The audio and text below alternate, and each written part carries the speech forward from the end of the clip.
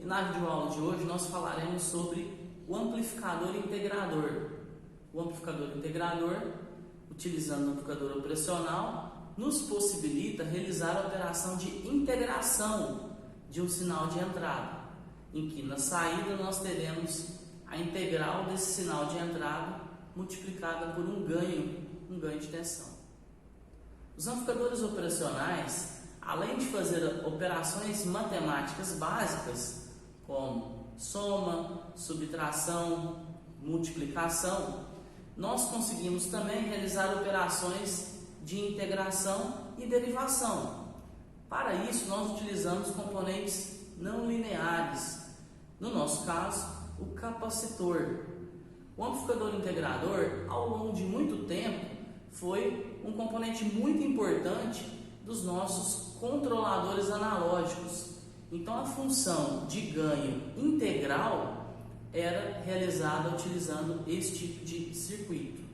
Só que nos dias atuais, mesmo que nós utilizamos os blocos de integração ou os blocos de controle proporcional integral derivativo em controladores, em CLPs, em plataformas microprocessadas, nós ainda utilizamos esses circuitos para algumas funções importantes, como por exemplo, a conversão de um tipo de sinal, de um tipo de forma de onda em outro. No caso do integrador, a gente pode citar como exemplo um sinal de onda quadrada que é transformado em um sinal de onda triangular. Nós também podemos gerar rampas de tensão, rampas positivas ou negativas. A gente pode utilizar essas rampas, como por exemplo, para produzir uma rampa de aceleração ou desaceleração de um motor ou de abertura e fechamento de uma válvula. Os integradores também são utilizados em outros componentes, como por exemplo em conversores analógicos digitais e muitas outras aplicações. O objetivo dessa aula é mostrar de uma forma matemática, como chegar na equação que relaciona a saída e a entrada do circuito integrador. Bom, então nós temos aqui um amplificador operacional na configuração integrador. Nós temos a presença de um capacitor na realimentação, um resistor na entrada e um amplificador operacional. Então, aqui a gente nota que nós temos a presença do componente não linear. A presença do componente não linear, descrito pelo capacitor, é que a gente vai ter a resposta de forma integrativa no meu circuito. Então, o objetivo aqui é a gente pegar esse circuito básico e avaliar a relação da saída com a entrada. Então, se a gente fosse analisar por diagrama de blocos, a gente tem um sinal de entrada, esse sinal é aplicado nesse bloco. Na saída eu vou ter um sinal que será a integral do meu sinal de entrada, lembrando que a gente tem um ganho envolvido também na história. A gente tem um ganho que vai ser definido pelo valor dos componentes externos aqui do meu circuito. Bom, se a gente lembrar da lei de Kirchhoff das correntes, aqui a gente tem uma corrente entrando, aqui também a gente tem uma corrente entrando no operacional, mas saindo do nó, e aqui eu tenho uma outra corrente saindo do nó. Então, como eu tenho uma malha que relaciona a entrada e a saída, eu vou fazer toda a minha análise considerando essa malha. Dessa forma, eu conseguirei matematicamente isolar a saída e verificar a relação matemática com o sinal de entrada. Nesse caso aqui, a gente tem a corrente do resistor, ela entra no nó. A gente tem a corrente II, que é a corrente de entrada do operacional, da entrada inversora do operacional, essa corrente sai do nó. E a corrente IC, que é a corrente do capacitor, que também sai do nó. Se a gente escrever essa relação das correntes, a gente pode dizer que a corrente no resistor vai ser igual a corrente de entrada mais a corrente do capacitor. Ok? Agora, outro detalhe importante é a gente lembrar que toda análise que a gente faz de um circuito com amplificador operacional, a gente considera um amplificador operacional ideal. Por isso que é importante a gente entender as características ideais do amplificador operacional. Primeira característica do operacional, em impedância de entrada infinita. Então, a impedância de entrada das duas entradas do meu amplificador operacional, eu estou considerando que ela é altíssima e eu posso considerá-la infinita. Isso quer dizer que a corrente II, que é a corrente de entrada, será 0 amperes. Então, se a impedância de entrada é infinita, a corrente será 0. Aí eu posso reescrever, né, essa equação aqui de cima. Eu posso dizer que a corrente no resistor é igual à corrente no capacitor. Visto que se essa corrente é igual a essa, quer dizer que não existe caminho desse ponto para o operacional. Como se a impedância o caminho, né, da impedância de entrada fosse um circuito aberto. É isso que a gente considera. Agora, a próxima etapa é aplicar a lei de Ohm na minha equação. Eu tenho corrente de capacitor igual a corrente do resistor. O que é corrente no resistor? É a tensão do resistor dividido pela resistência do resistor. Mas o que é a tensão no resistor? É a tensão de entrada menos a tensão nesse ponto.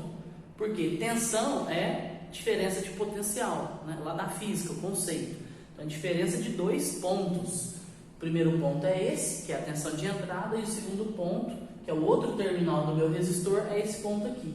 Esse ponto aqui, ó, a gente vai aplicar para descobrir a tensão nesse ponto uma outra definição do amplificador ideal, que é o quê? Que é o curto-circuito virtual. Esse ponto, ele existe um curto-circuito com esse outro ponto.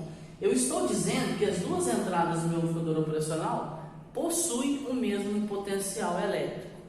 Isso é uma característica que é oriunda da gente considerar que o ganho em malha aberta do amplificador operacional é muito alto. Quando o ganho é muito alto, eu considero que mesmo um sinal muito pequeno de diferença entre as entradas vai produzir um sinal muito grande na minha saída. Então, esse sinal muito pequeno eu posso aproximar de zero, dizendo que o potencial das duas entradas do operacional é basicamente o mesmo. Então, a gente tem um curto-circuito. E é virtual porque esse curto-circuito só existe para tensão e não para corrente. Não existe corrente desse ponto para esse. Beleza, então a gente sabe que aqui vale 0 volts. Então eu vou reescrever, vou dizer que a tensão de entrada menos o outro ponto, que é 0, dividido pela resistência, por R. Isso é a corrente no resistor. E a corrente no capacitor? A corrente no capacitor é diferente. Agora a gente tem que fazer uma análise um pouquinho mais detalhada para a gente voltar, né, a chegar na fórmula que a gente já estudou lá em circuitos 1, né, do capacitor. O capacitor tem um comportamento não linear da corrente em relação à tensão. Então isso torna um componente passivo não linear, porque as características de tensão e corrente não são características que variam de forma linear. Nesse caso, a gente volta a considerar aqui que a corrente elétrica, ela é basicamente, se a gente lembrar, a variação de carga em relação ao tempo. Isso é a corrente. Se a gente lembrar da equação do capacitor, o capacitor é igual a carga por tensão. Então, a capacitância está amarrada, tem uma amarração matemática com a quantidade de carga armazenada e com a diferença de potencial nos seus terminais. Nós podemos isolar a carga elétrica, né, que é dada em Coulomb, e dizer que ela é igual a capacitância vezes a tensão. Se eu disser que a carga é igual a capacitância vezes a tensão, eu posso substituir essa equação aqui. Né? Então, eu vou dizer que a corrente é igual a capacitância vezes a tensão dividido pelo tempo. O fluxo de carga em relação ao intervalo de tempo. É a mesma coisa da capacitância vezes a tensão em um intervalo de tempo. A gente pode reescrever de uma forma mais familiar ainda, quer dizer que a capacitância, corrente é igual a capacitância é uma constante, né? Como é uma constante, ela não varia. Quem vai variar aqui é a minha diferença de potencial, é a tensão. É a variação da tensão em relação ao tempo. Mas o que é a variação da tensão em relação ao tempo? Ou em outras palavras, a variação da tensão em relação à variação do tempo. é a derivada, é a taxa de variação. Então eu posso dizer que a corrente no capacitor vai ser o valor da capacitância vezes a derivada da tensão no capacitor em relação ao tempo. Aí a gente volta naquela equação que a gente já estudou lá na disciplina de circuitos. Então eu vou pegar essa equação e vou substituir no lugar da corrente do capacitor. Vou vir aqui e colocar aqui capacitância vezes a derivada da tensão no capacitor em relação ao tempo. Mas o que é a tensão no capacitor? A tensão no capacitor é a tensão desse ponto, é o potencial desse ponto menos o potencial desse ponto, é a diferença de potencial. Então, como a corrente, eu estou considerando que a corrente sai daqui e chega aqui, é sempre aonde a corrente sai, aonde a corrente chega. Então, vai ser essa tensão desse ponto, essa tensão desse ponto, vale, eu vou repetir aqui para a gente continuar aqui o cálculo, VI dividido por R é igual a capacitância vezes a derivada. Aqui sim, a tensão do capacitor vai ser esse ponto, vou escrever 0, menos esse ponto. Esse ponto é a minha tensão de saída. Vou colocar aqui tensão de saída, isso dividido pelo tempo. Beleza. Esse menos aqui eu posso tirar ele da derivada e 0, né? O 0 a gente elimina ele. 0 menos qualquer coisa será menos qualquer coisa. Aí eu vou colocar que a tensão de entrada vai ser igual ao valor da resistência vezes igual, né, a capacitância vezes a derivada. Esse negativo aqui, ó, eu já vou jogar ele para o outro lado desse negativo. Eu vou tirar ele e vou jogar ele para o outro lado. Eu vou jogar ele de cá. Então vai ser a capacitância vezes a tensão, a derivada da tensão de saída em relação ao tempo. Ok, já ficou bem melhor. Aqui eu tenho a tensão de entrada e tenho a tensão de saída. O meu objetivo aqui é o quê? Isolar a tensão de saída. Só que a tensão de saída está dentro da derivada. Para isso, o que a gente faz? A gente aplica a integral. A integral é a operação inversa da derivada. Então, para eu eliminar essa derivada, eu venho aqui, ó, aplico integral em relação a dt e aplico integral de cá. Aplico integral dos dois lados. Aqui, ó, eu tenho que escrever dt também. Eu vou escrever na linha de baixo, porque senão eu vou ter que apagar. Faltou o espaço aqui. Então, a gente pode dizer que a integral de 0 a t vai ser o quê? O R é uma constante. O que é constante eu tiro da integral. Então, eu posso colocar ele aqui, ó, 1 sobre R. O menos eu tiro, menos 1 sobre R. Integral de 0 a t da tensão de entrada em relação ao tempo. Isso vai ser igual. Agora, desse lado, eu vou tirar a capacitância. A capacitância é uma constante, eu tiro da integral. Daí eu vou escrever que a integral... Aqui a gente pode até fazer direto. Se a gente observar, eu tenho dt e dt. Eu vou cortar esse dt com esse dt. Então, eu já vou ficar com dVo. Eu fiquei com a integral de 0 a t em relação a VO. Nesse caso aqui, ficou simples agora da gente resolver e eliminar a derivada. O meu objetivo é eliminar essa integral para que essa tensão de saída saia da integral e seja um elemento independente. Aí sim eu vou ter a relação dela dessa grandeza com a tensão de entrada. Eu vou considerar agora ela desse lado aqui, vou inverter.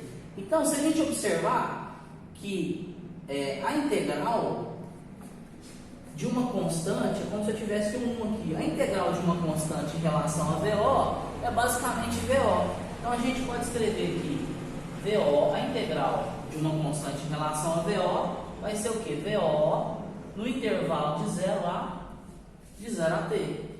Essa capacitância, eu vou pegar ela que está do lado de cada igualdade e vou jogar, passar ela dividindo. Eu vou ficar igual a menos 1 sobre R vezes a capacitância que agora está do outro lado da igualdade. Multiplicado pela integral de 0 a t da tensão de entrada em relação ao tempo.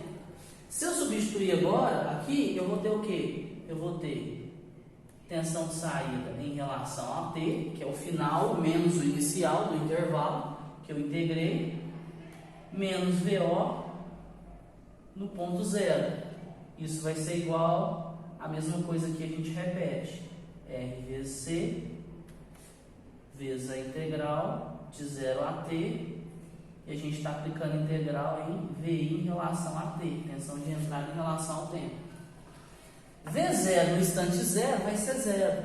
VO, que é a tensão de saída, ou Vout de T menos zero, vai ser Vout de T. Então a gente pode reescrever, vou reescrever do lado de cá, eu vou considerar então que a tensão de saída em relação ao tempo será o ganho, que é 1 menos R vezes C, vezes a integral de 0 a T da tensão de entrada em relação ao tempo.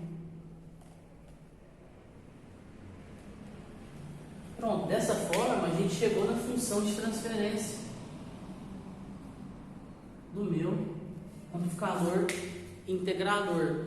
A gente nota a presença de um negativo. Esse negativo na equação é justamente porque eu estou aplicando o meu sinal na minha entrada inversora. A gente viu isso nas outras configurações. Sempre o sinal aplicado na entrada inversora, ele vai ter uma defasagem de 180 graus da saída. Isso é característico. Se for um sinal DC, ele vai sair negativo. Se for um sinal alternado, vai ter uma defasagem de 180 graus. Outro elemento a ser considerado aqui na equação é o meu ganho. Então, o meu sinal de saída vai ser reflexo do quê? Da integração do meu sinal de entrada.